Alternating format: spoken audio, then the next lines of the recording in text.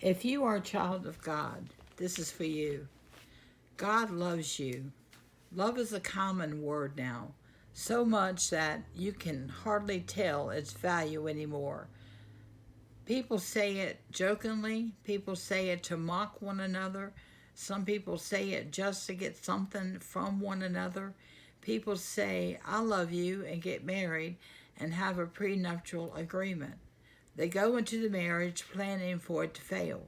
People say, I love you to their partners and even abuse them mentally, physically, and even emotionally.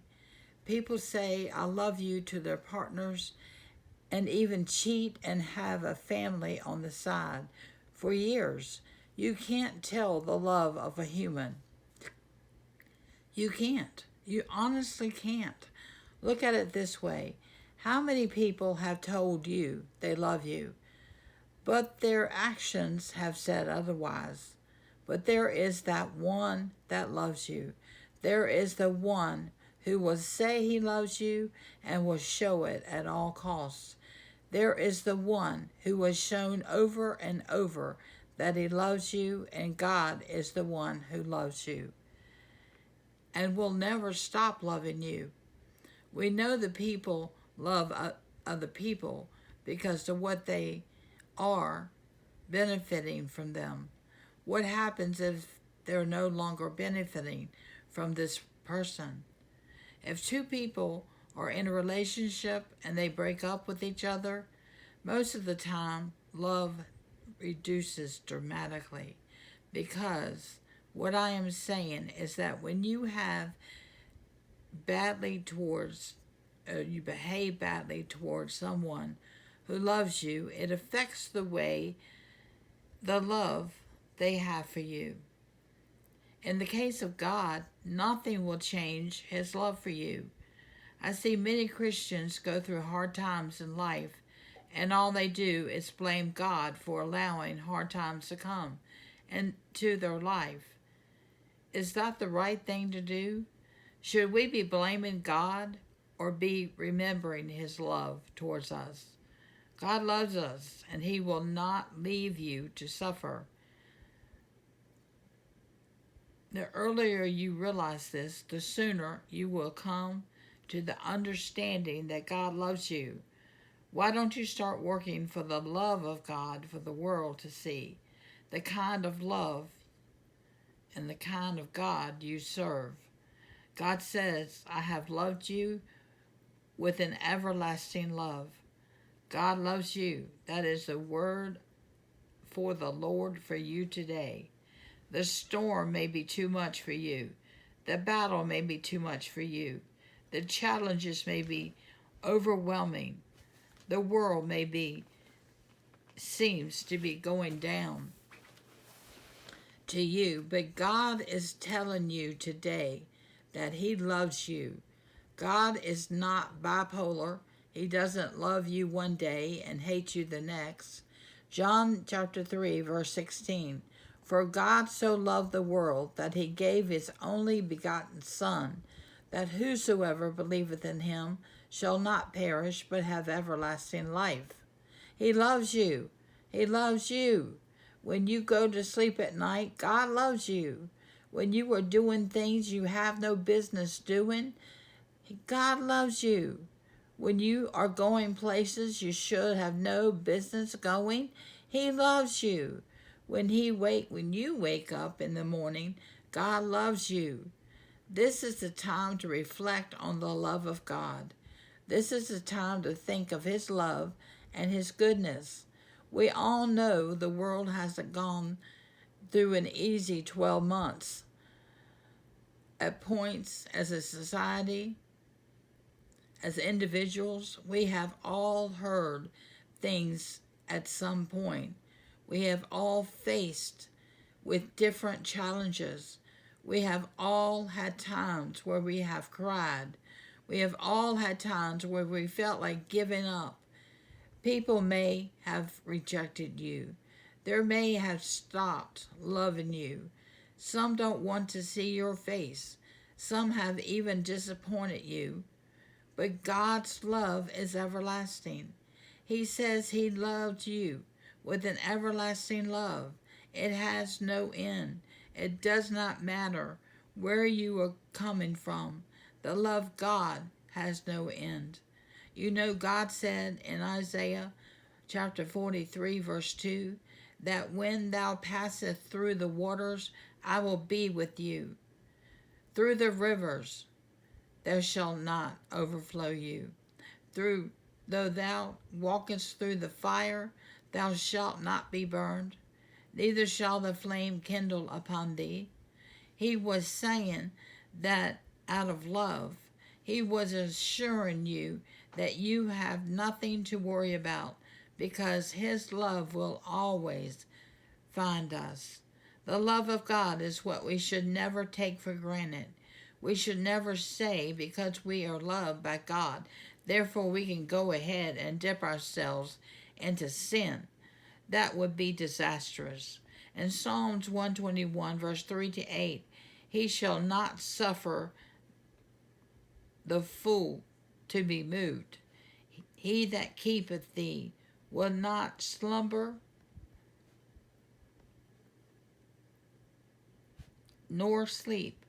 The Lord is thy keeper. The Lord is thy shade upon thy right hand.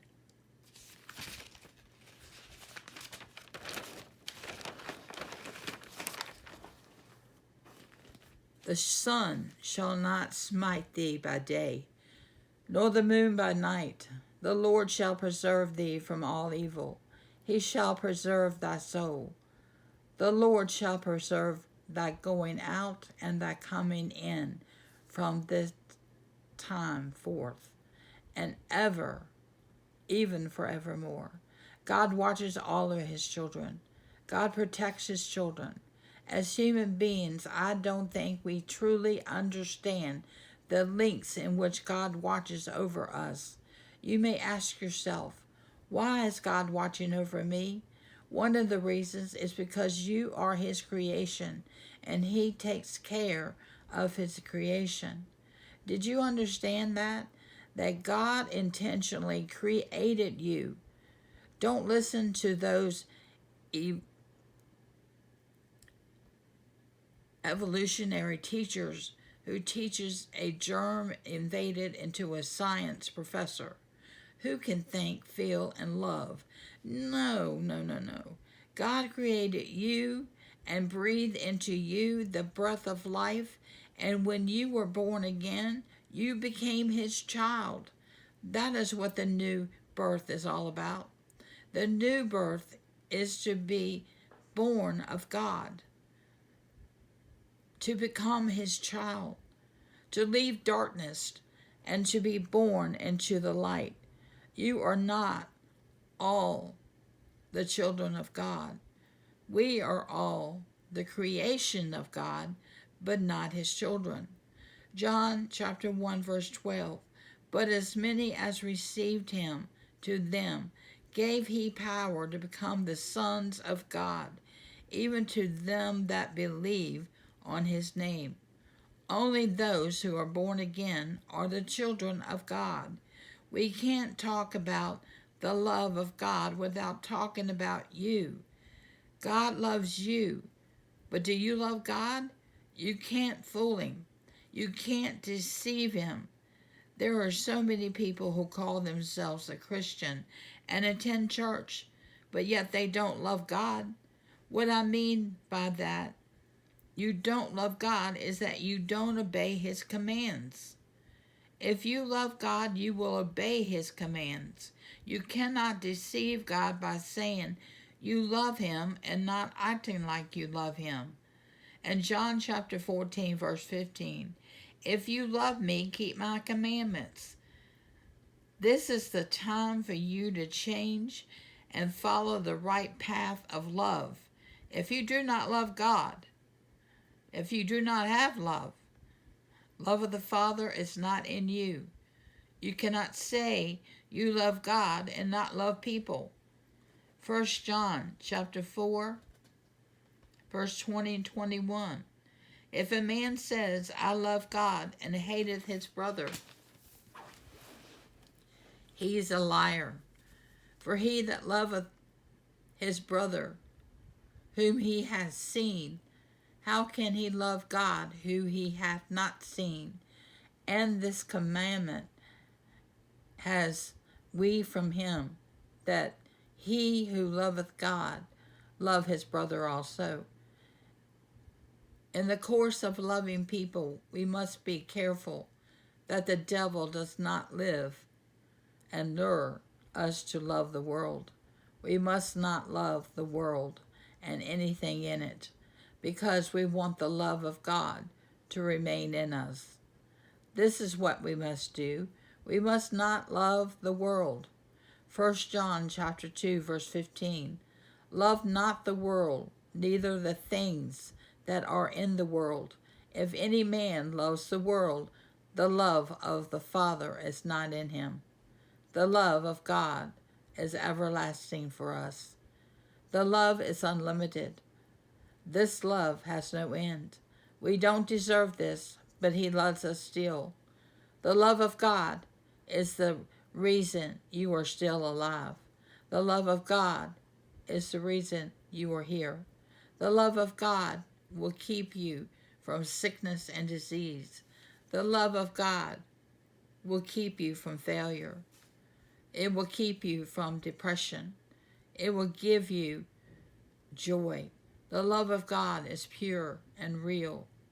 Seek it every day.